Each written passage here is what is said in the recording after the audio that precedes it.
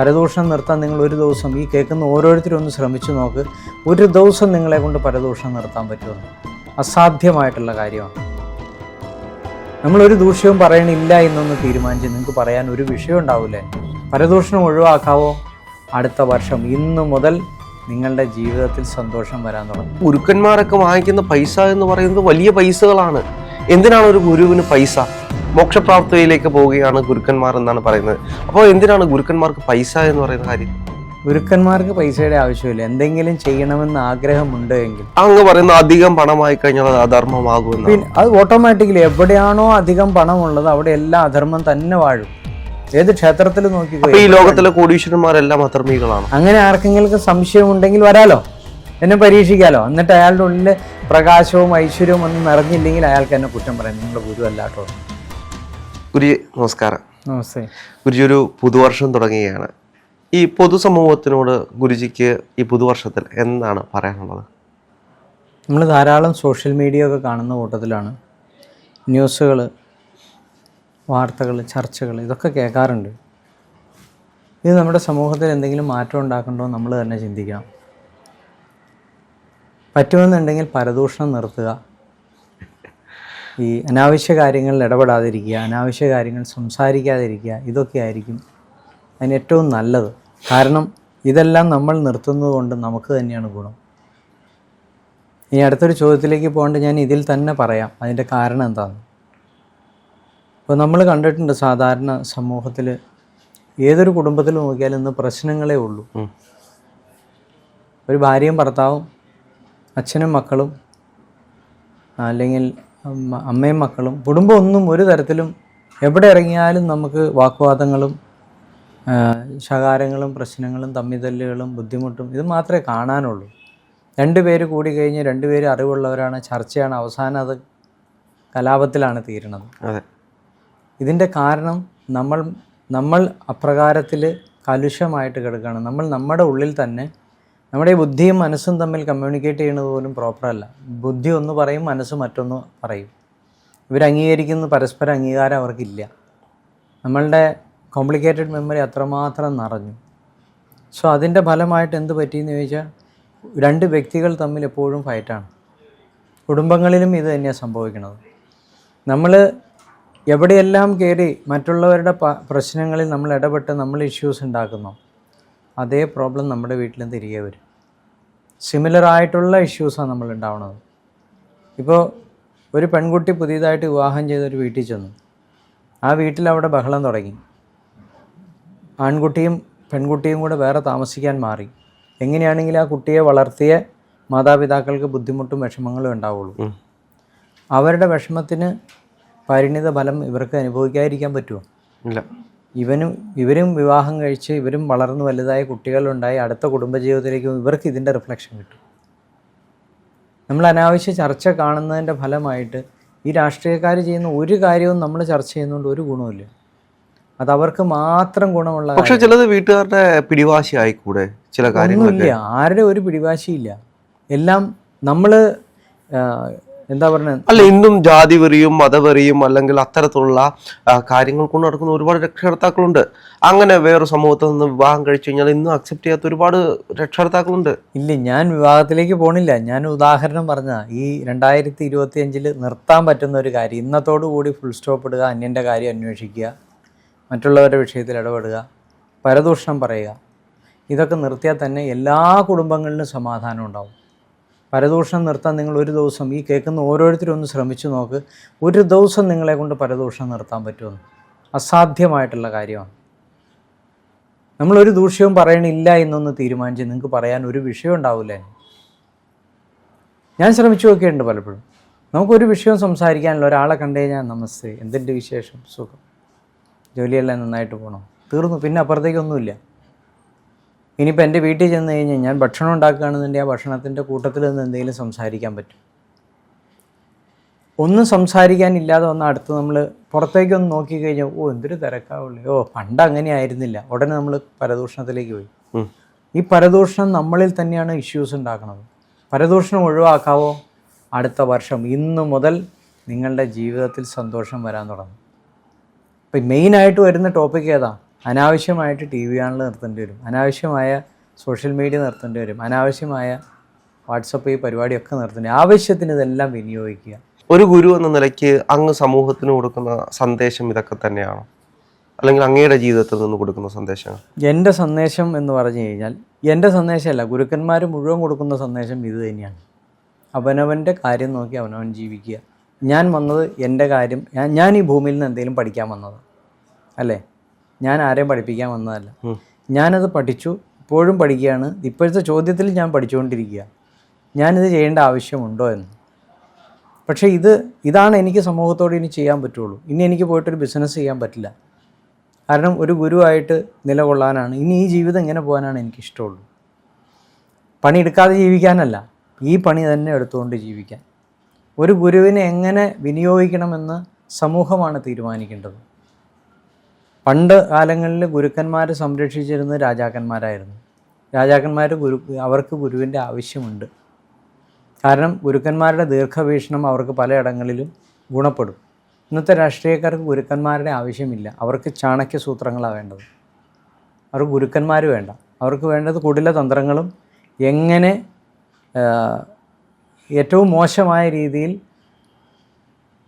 ബെടക്കാക്കി തനിക്കാക്കാം. അല്ല, ഇന്ന് കുപ്രസിദ്ധി ആർജിക്കുന്ന ഒരുപാട് ഗുരുക്കന്മാരില്ലേ? ഒന്ന് ആലോചിച്ച് നോക്ക്, എത്ര ഗുരുക്കന്മാരുണ്ട്. ഒറ്റ ദിവസം കൊണ്ട് ഗുരുവാകുന്നവർ, ഒരാഴ്ച കൊണ്ട് ഗുരുവാകുന്നവർ. അപ്പോൾ അങ്ങനെയുള്ള ആളുകളെയും അത് അവരങ്ങനെ ആവണമെന്ന് തീരുമാനിച്ചാവണതല്ല. ഇപ്പോൾ നോക്ക്, ഇതിനകത്ത് പലരുടെയും ജീവിത ഉദാഹരണങ്ങൾ നമ്മൾ നോക്കാമെന്നുണ്ടെങ്കിൽ അവർക്കൊരു റിയലൈസേഷൻ ഉണ്ടായിട്ട് ഗുരുവായി മാറിയതല്ല. അങ്ങനെ ഒരു ഗുരുവായിട്ട് മാറിയിട്ടുണ്ടെങ്കിൽ ഇത്തരം പ്രതിസന്ധിയിലോ പ്രശ്നത്തിലോ വന്ന് പെടുകയുമില്ല. അല്ല, അങ്ങനെ പറയുന്ന ഗുരുക്കന്മാരൊക്കെ വാങ്ങിക്കുന്ന പൈസ എന്ന് പറയുന്നത് വലിയ പൈസകളാണ്. എന്തിനാണ് ഒരു ഗുരുവിന് പൈസ? മോക്ഷപ്രാപ്തിയിലേക്ക് പോവുകയാണ് ഗുരുക്കന്മാർ എന്നാണ് പറയുന്നത്. അപ്പോൾ എന്തിനാണ് ഗുരുക്കന്മാർക്ക് പൈസ എന്ന് പറയുന്ന കാര്യം? ഗുരുക്കന്മാർക്ക് പൈസയുടെ ആവശ്യമില്ല. എന്തെങ്കിലും ചെയ്യണമെന്ന് ആഗ്രഹമുണ്ട് എങ്കിൽ, ഇപ്പോൾ ഭൂമിയിൽ ഏറ്റവും കൂടുതൽ വിലയുള്ളൊരു വസ്തു എന്താ? പൈസയേ ഉള്ളൂ. ഇപ്പം ഞാൻ ഇവിടെ വരുന്ന ഇതേപോലെ നല്ല വസ്ത്രം ഇട്ടുകൊണ്ടല്ലാന്നിരിക്കട്ടെ, ഒരു വഴിക്കായിരിക്കുന്ന ഒരു സാധാരണ മനുഷ്യനെ ഒരു ദിവസം നിങ്ങൾ ഇൻട്രസ്റ്റിന് കയറി എന്നെ ഒന്ന് പിടിച്ച് വീഡിയോ ചെയ്യും. അത് വൈറലായിട്ടുണ്ടെങ്കിൽ ഞാൻ പിന്നെ ഇവിടുന്ന് അടുത്ത സ്ഥലത്തേക്ക് പോയി, ഇവിടെ ഉണ്ടാവില്ല. പൈസ ഇല്ലാതെ ഭൂമിയിൽ ജീവിക്കാൻ പറ്റില്ല. എല്ലാത്തിനും ഒരു ലിമിറ്റഡ് ആയിട്ടുള്ള അവസ്ഥയുണ്ട്. അതിൽ കൂടുതൽ വേണ്ട. അപ്പോൾ വെള്ളമാണെങ്കിലും വെള്ളം നമുക്ക് ആവശ്യമാണ് ദാഹം മാറ്റാൻ, വെള്ളം നമുക്ക് ആവശ്യമാണ് കുളിക്കാൻ, വെള്ളം നമുക്ക് ആവശ്യമാണ് ഭക്ഷണം പാകം ചെയ്യാൻ, വെള്ളം നമുക്ക് ആവശ്യമാണ് നമ്മളുടേതായ പ്രാഥമിക കാര്യങ്ങൾ നടത്താൻ, അല്ലേ? അതെ. ഇതിനുള്ള വെള്ളമേ നമ്മൾ ശേഖരിക്കുന്നുള്ളൂ. നമ്മളൊരു കിണർ കുത്തി അതിനകത്ത് വരുന്ന വെള്ളം നമ്മൾ എടുത്തു വയ്ക്കും. അടുത്ത വീട്ടിൽ നിന്ന് വെള്ളം എടുത്തൊന്നും നിങ്ങളുടെ കഴിക്കാറില്ല. ആ വെള്ളം തന്നെ നമ്മൾ ടാങ്കിൽ അടിച്ചു കയറ്റും, ആവശ്യത്തിന് വിനിയോഗിക്കും. ഇതൊരു പരിധിയിൽ കൂടുതൽ പോയി എവിടെയെങ്കിലും തളം കെട്ടിക്കിടന്നാൽ അവിടെ കൊതുക് മുട്ടയിടും, നമുക്ക് സമൂഹത്തിനും ശല്യമാവും. ഇത് തന്നെയാണ് ധനവും. ധനം എന്ന് പറയുന്നത് അത് ഐശ്വര്യത്തിൻ്റെ ഭാഗമാണ്. അത് ഐശ്വര്യത്തോടു കൂടി വന്നു ചേർന്നാൽ ഐശ്വര്യത്തിൻ്റെ ഭാഗത്തിനായിട്ട് ധർമ്മത്തിന് വേണ്ടിയിട്ട് അത് വിനിയോഗിക്കാം. നമ്മൾ ഗുരുക്കന്മാർ അങ്ങ് പറയുന്ന അധികം പണമായി കഴിഞ്ഞാൽ അത് അധർമ്മമാകുമെന്ന്. പിന്നെ അത് ഓട്ടോമാറ്റിക്കലി എവിടെയാണോ അധികം പണമുള്ളത് അവിടെ എല്ലാം അധർമ്മം തന്നെ വാഴും. ഏത് ക്ഷേത്രത്തിൽ നോക്കിക്കോ, ഈ ലോകത്തിലെ കോടീശ്വരന്മാരെല്ലാം അധർമ്മികളാണോ? അങ്ങനെയല്ല. അവർക്ക് ആവശ്യത്തിൽ കൂടുതൽ ധനം ഇല്ല ഒരിക്കലും. കോടീശ്വരന്മാരെ നിങ്ങളെടുത്തോ, അംബാനിയെ എടുത്തു നോക്കിക്കോ, അയാളുടെ കയ്യിൽ അമിതമായിട്ട് പൈസ ഇല്ല. അദ്ദേഹം എത്രയോ കോടി ജനങ്ങൾ, എത്രയോ ലക്ഷ ജനങ്ങൾക്കാണ് ശമ്പളം കൊടുത്തുകൊണ്ടിരിക്കുന്നത്. അദ്ദേഹത്തിൻ്റെ ദൈനംദിന ജീവിതം നമുക്കിന്ന് 10,000 രൂപയുടെ ആവശ്യമാണെന്നുണ്ടെങ്കിൽ അദ്ദേഹത്തിന് ഒരു ദിവസം കോടിക്കണക്കിന് രൂപയുടെ ആവശ്യമാണുള്ളത്. അധിക പണം അവിടെ ഒരിക്കലും കെട്ടിക്കിടക്കണില്ല. അദ്ദേഹം ഷെയർ ഇഷ്യൂ ചെയ്ത് അതിലൂടെ പണം ഉൽപ്പാദിപ്പിക്കും. ആ ഉൽപ്പാദിപ്പിക്കുന്ന പണം മറ്റ് പല ആവശ്യങ്ങൾക്കായിട്ട് വിനിയോഗിക്കും. വരവുക ചെലവുക ഇങ്ങനെ തന്നെ പോണത്. അമിത പണം എവിടെ കിടപ്പുണ്ടോ അവിടെ അസ്വസ്ഥത മാത്രമേ ഉണ്ടാവുള്ളൂ. അമിത പണം കയ്യിലുള്ളത് രാഷ്ട്രീയക്കാരുടെ കയ്യിൽ മാത്രമേ ഉള്ളൂ. ഒരു ബിസിനസ്സുകാരൻ്റെ കയ്യിൽ അമിത പണം ഉണ്ടാവില്ല. ഞാനീ പറയുന്നത് പ്രപഞ്ച രഹസ്യമാണ്. പക്ഷേ ലോകത്തിലെ ഏറ്റവും വലിയ കോടീശ്വരന്മാർ നമ്പർ മാത്രമേ അവരുടെ കയ്യിലുള്ളൂ.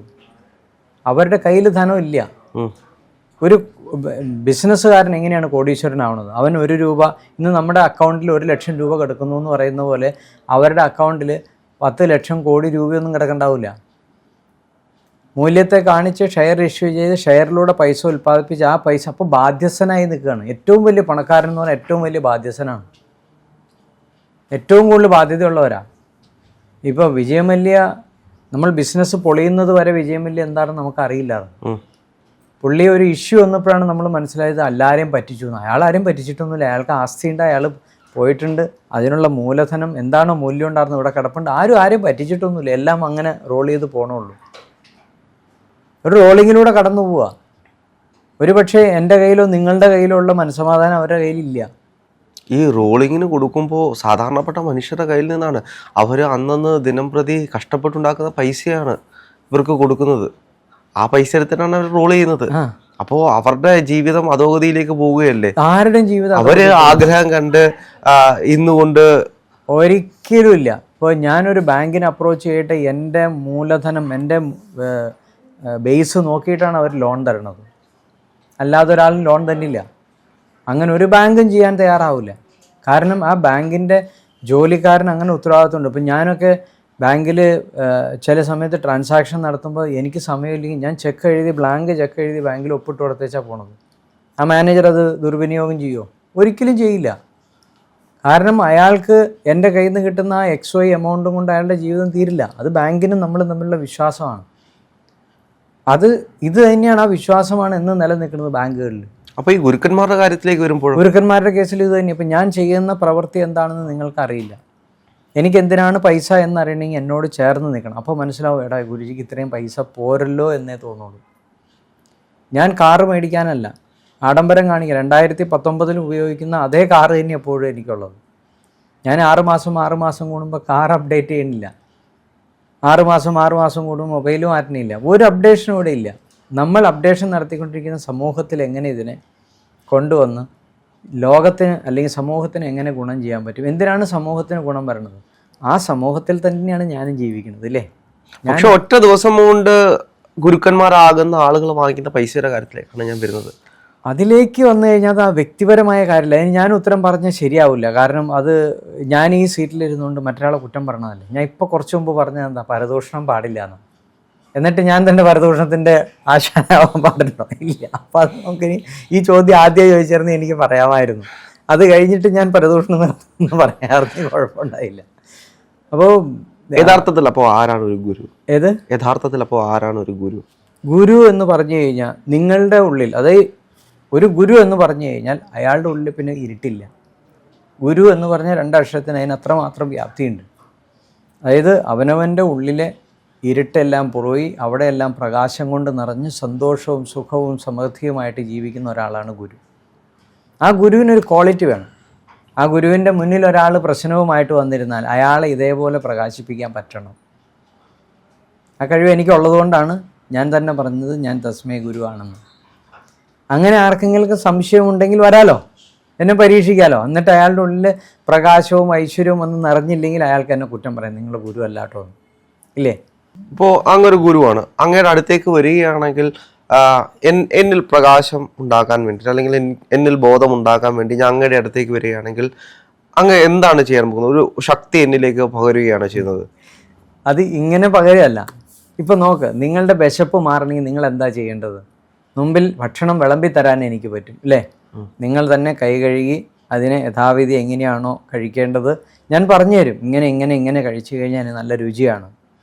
ഇതുകൊണ്ട് നിങ്ങളുടെ വിശപ്പ് മാറും, നിങ്ങൾക്ക് സംതൃപ്തി ഉണ്ടാവും, നിങ്ങൾക്ക് ആരോഗ്യത്തിന് നല്ലതാണെന്ന് എനിക്ക് പറഞ്ഞു തരാം. നിങ്ങൾ പറയാണ് എനിക്ക് കൈ കഴുകാൻ പറ്റില്ല, എനിക്ക് വാരി തിന്നാൻ പറ്റില്ല എന്ന് പറഞ്ഞാൽ പിന്നെ എന്ത് ചെയ്യും? അപ്പം ഞാനൊരു മാർഗം നിങ്ങളെ കാണിച്ചു തരും. നിങ്ങൾ എൻ്റെ മുന്നിൽ വരും, നിങ്ങളെ കൈ പിടിച്ച് ഞാനിങ്ങനെ നടത്തി കാണിച്ചിട്ട് നിങ്ങളോട് പറയും ഇങ്ങനെ അങ്ങ് ജീവിച്ചു പോയാൽ മതി, പിന്നെ എൻ്റെ ആവശ്യമില്ല. ആ പഠിപ്പിക്കുന്നതിന്, ഒരു വിദ്യ പഠിക്കുന്നതിന് എവിടെ പോയാലും, നമ്മൾ ഡ്രൈവിംഗ് സ്കൂളിൽ ഡ്രൈവിംഗ് പഠിക്കാൻ പോകുന്നതിന് 3500 രൂപ 4000 5000 രൂപ അടക്കണം, വേണ്ടേ? അതിന് പ്രത്യേകിച്ച് ഒരു പ്രാവശ്യം പഠിപ്പിച്ച് അങ്ങ് വിട്ടാൽ മതി. ഒരു സ്റ്റുഡിയോയിൽ ഒരു എഡിറ്റിംഗ് പഠിക്കാൻ പോകണമെന്നുണ്ടെങ്കിൽ 2-3 ലക്ഷം രൂപ കൊടുക്കണം. അതൊരു ജീവിത മാർഗമാണ്. നമ്മുടെ മെഡിറ്റേഷൻ പഠിക്കാൻ വരുന്നതിന് ഞാനൊരു ഫീസ് മേടിക്കുന്നുണ്ട്, ഫ്രീ ആയിട്ടുമുണ്ട്. എല്ലാ ഞായറാഴ്ചയും ആർക്ക് വേണമെങ്കിലും വന്ന് കയറാം. ഇത് ഫ്രീ ആയിട്ടുള്ള ക്ലാസ്സാണ്, അവന് മനസ്സിലാക്കാൻ വേണ്ടിയിട്ടാണ്. അവനത് ബോധ്യപ്പെട്ട് കൊള്ളാമെന്ന് തോന്നിക്കഴിഞ്ഞാൽ 500 രൂപ ഫീസ് അടച്ചാൽ 1 മാസം വരെ അവന് ഫ്രീ ആയിട്ട് പിന്നെ ക്ലാസ് കേൾക്കാം. 500 രൂപ എന്ന് പറഞ്ഞാൽ വലിയ കൂടുതലൊന്നും അല്ലല്ലോ. 500 രൂപ അടച്ചാൽ 1 മാസം അവന് എൻ്റെ ക്ലാസ് കേൾക്കാം.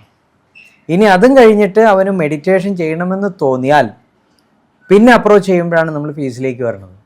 പൈസയെ പറ്റിയിട്ട് ഇവിടെ ഒരു കൺസേൺ ഇല്ല. അങ്ങനെയാണെന്നുണ്ടെങ്കിൽ ആദ്യം എല്ലാം മേടിച്ചെടുത്തിട്ട് നിങ്ങൾക്ക് ഗുണമുണ്ടോ ഇല്ലയോ എന്ന് നിങ്ങൾക്ക് തീരുമാനിക്കാനൊരു അവസരമുണ്ട്. ഇവിടെ ഗുണമുണ്ടെന്ന് മനസ്സിലാക്കിയിട്ടാണ് നിങ്ങൾ വരണത്. അതിനുള്ളിൽ നിങ്ങളുടെ ഉള്ളിലെ തീരുമാനം മാറിയേക്കും, നിങ്ങൾക്ക് ഗുണം കിട്ടിയിരിക്കും. ഈ പറയുന്ന പൈസ എന്ന് പറയുന്നത് എൻ്റെ ഉപജീവനത്തിനേ ഉള്ളൂ. എൻ്റെ ആശ്രമത്തിന് ദൈനംദിന ചെലവ് നടന്നു പോകാൻ, ആശ്രമത്തിലെ കാര്യങ്ങൾ നടക്കാനും എൻ്റെ കുടുംബവും എൻ്റെ കൂടെ താമസിക്കുന്ന അന്തേവാസികൾക്ക് ജീവിക്കാനുള്ള പൈസയേ ഉള്ളൂ. ഇതിൽ കൂടുതലൊന്നുമില്ല. അതിൽ കൂടുതൽ പൈസ എൻ്റെ കയ്യിൽ വന്നാൽ ഞാനും ചീത്തയാവും. ഇതെൻ്റെ പോളിസിയാണ്. അപ്പോൾ ആവശ്യത്തിനുള്ള പണം എനിക്ക് മതി. അത് ഞാൻ പ്രപഞ്ചത്തോട് ഇട്ടിരിക്കുന്ന എൻ്റെ ഒരു അപേക്ഷയാണ്. എനിക്ക് എത്ര ആവശ്യമുണ്ടോ അത്രയും മതി. എനിക്കൊരു ആശ്രമം തുടങ്ങണോ, ആ സമയത്ത് എൻ്റെ ഉള്ളിലൊരു ആവശ്യമുണ്ട്, എനിക്കൊരു ഇന്ന രീതിയിലുള്ളൊരു ആശ്രമം വേണം. ഇപ്പോൾ സപ്പോസ് വിചാരിച്ചാൽ അതിന് 10 കോടിയാണ് ആവശ്യം. ഞാൻ എൻ്റെ ആപ്ലിക്കേഷൻ വെച്ച് കഴിഞ്ഞു, 10 കോടി രൂപ ചിലവുള്ള ഒരു ആശ്രമമാണ് ഞാൻ സൃഷ്ടിക്കാൻ പോണത്. അതെന്തിനു വേണ്ടിയിട്ടാണ്, ഇന്നതാണ് അതിൻ്റെ ലക്ഷ്യം, എല്ലാം എൻ്റെ ധ്യാനത്തിലാണ് ഞാൻ ആപ്ലിക്കേഷൻ വയ്ക്കുന്നത്. എനിക്ക് നിസ്വാർത്ഥമേ ഉള്ളൂ. അത് തനിയേ വന്നുണ്ടായിക്കോളും. പിന്നെ ഞാൻ അതിനു വേണ്ടി കഷ്ടപ്പെടേണ്ട. അതാണ് സംഭവിക്കേണ്ടത്. ഇനി സമൂഹത്തിൻ്റെ കോൺട്രിബ്യൂഷൻ വേണ്ടതാണെന്നുണ്ടെങ്കിൽ ഞാൻ സമൂഹത്തിലേക്ക് അതിനെ അറിയിക്കും. ഈ വരാൻ പോകുന്ന പുതുവർഷത്തിൽ ഗുരുജി സമൂഹത്തിന് വേണ്ടി കോൺട്രിബ്യൂട്ട് ചെയ്യാൻ പോകുന്നത് എന്താണ്? അങ്ങനെ അറിവുകളാണോ, അതോ? എൻ്റെ ഈ ഇരിക്കുന്ന അറിവിനെ ഇതുപോലെ തന്നെ സമൂഹത്തിന് കൊടുക്കുക, നിസ്വാർത്ഥമായി നൽകുക. എനിക്ക് അത്രേ ഉള്ളൂ. വേറെ യാതൊരു ആഗ്രഹങ്ങളുമില്ല. ഇങ്ങനെ തന്നെ പോവുക. പിന്നെ നിലവിൽ 2 സ്ഥലങ്ങളിൽ നമ്മുടെ ആശ്രമത്തിൻ്റെ പരിപാടികൾ തുടങ്ങിയിട്ടുണ്ട്. അത് പൂർത്തീകരിക്കണമെന്നൊരാഗ്രഹമുണ്ട്. ഒന്ന് വർക്കലയിലെ ശിവഗിരിക്ക് തൊട്ടടുത്തായിട്ട് ശ്രീനാരായണ ഗുരുവിൻ്റെ പാതുകം ഇരിക്കുന്നൊരു സ്ഥലമുണ്ട്, കരിനിലക്കോട് എന്ന് പറഞ്ഞു. അത് പ്രിസർവ് ചെയ്ത് സൂക്ഷിക്കണമെന്നുണ്ട്. അവിടെ 300 വർഷത്തോളം പഴക്കമുള്ളൊരു വീടും ഗുരുദേവൻ ഉപയോഗിച്ചിരുന്ന പാതുകവും അവിടെ ഇരിപ്പുണ്ട്. അതുപോലെ തന്നെ ആ വീടും അതും സംരക്ഷിക്കണം. അതിനോട് ചേർന്നൊരു ചെറിയ ആശ്രമ സൗകര്യവും വരുന്നവർക്ക് ധ്യാനിക്കാനും താമസിക്കാനും ഗുരുദേവൻ്റെ ആശയങ്ങളെ പ്രചരിപ്പിക്കാൻ പറ്റുന്ന രീതിയിലുള്ള ഒരു സൗകര്യം അവിടെ സൃഷ്ടിക്കണമെന്ന് ആഗ്രഹമുണ്ട്. അതിന് ഇപ്പം നിലവിൽ എൻ്റെ കയ്യിലുള്ള സാമ്പത്തികം കൊണ്ട് സാധ്യമല്ല. അതിനെങ്ങനെ പോയാലും ഒരു 80 ലക്ഷം 1 കോടി രൂപ അടുത്ത് ചിലവ് വരാൻ സാധ്യതയുണ്ട്. കാരണം അത് അങ്ങനെ ഒരു കുഴി കിടക്കുന്ന സ്ഥലമാണ്. അതിനെ ജനങ്ങൾക്ക് ഇഷ്ടപ്പെടുന്ന രീതിയിലേക്ക് ആക്കിയാൽ ഒരു ധ്യാനത്തിന് വരുന്നവർക്ക് കക്കൂസക്കുഴി പോലെ ചാണകക്കുഴി പോലെ കിടന്ന ഭംഗി ഉണ്ടാവില്ല. അതൊരു ബിസിനസ് മാത്രമായി ഒരിക്കലും ഇല്ല. അതിനെനിക്ക് ബിസിനസ്സേ ഇല്ല. കാരണം അതെല്ലാം സൃഷ്ടിച്ചിട്ട് അതിൻ്റെ ഉടമസ്ഥരാരാണോ അവരെ ഏൽപ്പിച്ചിട്ട് ഞാൻ സ്ഥലം വിടും. അതാരും ഏറ്റെടുക്കാനില്ലാത്തതുകൊണ്ടാണ് ഞാനത് ഏറ്റെടുക്കുന്നത്. ബിസിനസ് എന്ന് പറയണമെന്നുണ്ടെങ്കിൽ എനിക്കതിൽ നിന്ന് ലാഭമെടുക്കാൻ ആഗ്രഹം വേണം, അല്ലേ? എൻ്റെ ധർമ്മം എന്താണ്? സത്യം, ധർമ്മം, ദയ, ഇതൊക്കെയാണ് എൻ്റെ പോളിസി എന്ന് പറയുന്നത്. അപ്പം ഞാൻ അതിൽ നിന്ന് ധനം എടുക്കില്ല എന്ന് പറഞ്ഞിട്ട് അതിൽ നിന്ന് ധനം എനിക്ക് സ്വീകരിക്കാൻ കൊള്ളില്ല. ഇത് ഞാനും എൻ്റെ മനസാക്ഷിയും പ്രപഞ്ചവുമായിട്ടുള്ള കമ്മിറ്റ്മെൻറ്റാണ്. എനിക്ക് ആരെയും ബോധിപ്പിക്കാൻ എഴുതി കണക്ക് കാണിക്കാൻ പറ്റില്ല. സോ ആ ആശ്രമത്തിൽ എന്ത് വരുമാനം വരുമോ അത് അവിടെ ആയിരിക്കും. ഞാൻ അവിടെ ചെന്നാൽ അവിടെ നിന്ന് ഭക്ഷണം കഴിക്കും, അവിടെ താമസിക്കും. അവിടെ കുളിക്കുന്നുണ്ടെങ്കിൽ ചിലപ്പോൾ അവിടെ നിന്നുള്ള സോപ്പായിരിക്കും ഉപയോഗിക്കുന്നത്. അവിടെ നിന്ന് പൈസ എടുത്ത് ഞാൻ ഡീസൽ അടിക്കില്ല. അവിടെ നിന്ന് പൈസ എടുത്ത് ഒരു ചോക്ലേറ്റ് മേടിക്കില്ല. അവിടെ നിന്നൊരു പൈസ എടുത്ത് ഞാൻ എൻ്റെ വസ്ത്രം മേടിക്കില്ല. ഇതാണ് എൻ്റെ പോളിസി.